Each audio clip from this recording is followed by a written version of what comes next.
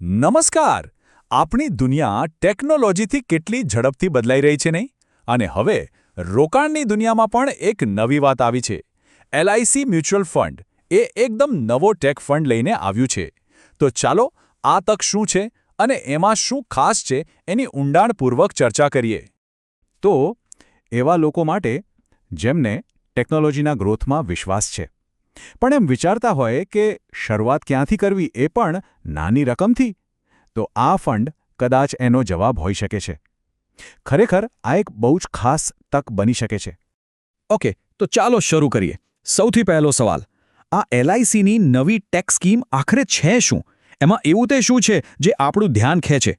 સૌથી પહેલાં તો એક શબ્દ સમજી લઈએ, NFO. આ NFO શું છે?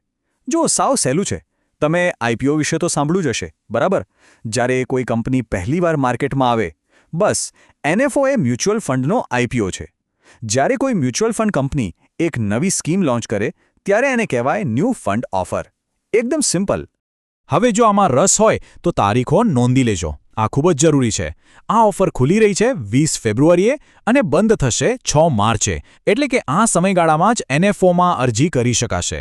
અને પછી 19 માર્ચથી રેગ્યુલર ટ્રેડિંગ એટલે કે ખરીદી વેચાણ શરૂ થઈ જશે. ચાલો, તારીખો તો ખબર પડી ગઈ, પણ સૌથી મોટો સવાલ, આમાં રોકાણ કરવું કેવી રીતે? શું પ્રોસેસ છે? ચાલો એની પ્રેક્ટિકલ વિગતો જાણીએ. અને અહીંયા એક બહુ જ સારી વાત છે. આ ફંડને બધા માટે સરળ બનાવવાનો પ્રયાસ કરાયો છે. NFO દરમિયાન લઘુત્તમ રોકાણ કેટલું છે ખબર છે? માત્ર અને માત્ર 1000 રૂપિયા. હા, ફક્ત 1000 રૂપિયાથી શરૂઆત કરી શકાય છે. હવે માની લો કે NFOનો સમય નીકળી ગયો. તો શું?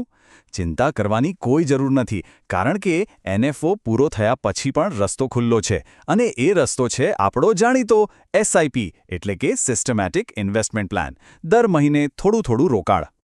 પણ અહીંયા એક ટ્વિસ્ટ છે, અને બહુ જ જોરદાર છે. આ સ્કીમમાં તમે ડેલી SIP પણ કરી શકો છો. અને એ પણ કેટલાથી?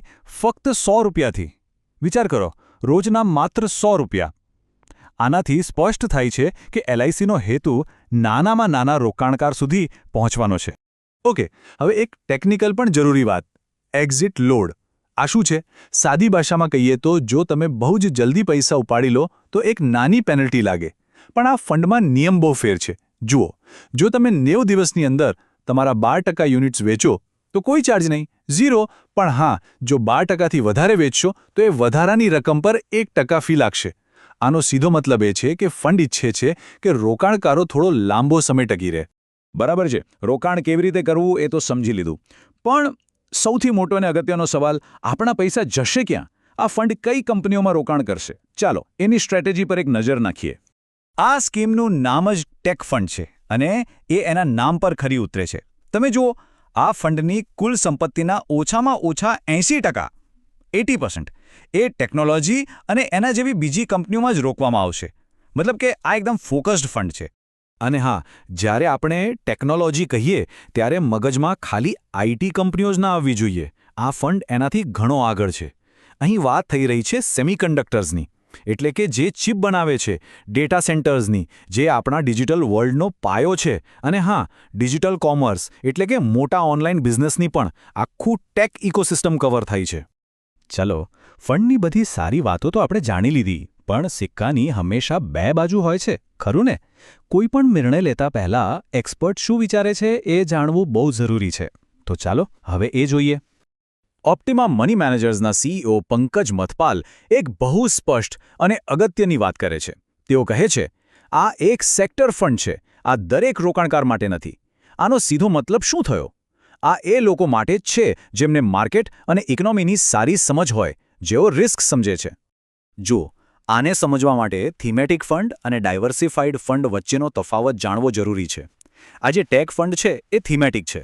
મતલબ કે એણે પોતાના બધા ઈંડા એક જ ટોપલીમાં મૂક્યા છે, ટેકનોલોજીની ટોપલીમાં.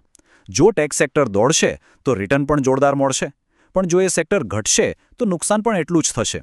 જ્યારે ડાયવર્સિફાઈડ ફંડ અલગ-અલગ સેક્ટરમાં રોકાણ ફેલાવી દે છે, જેથી રિસ્ક ઓછું રહે.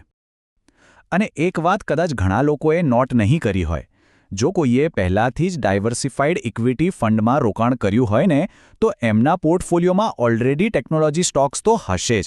એટલે હવે જો આ ફંડ પણ ઉમેરવામાં આવે તો ટેક્સ સેક્ટર પરનું રિસ્ક કદાચ જરૂર કરતાં વધારે વધી જાય.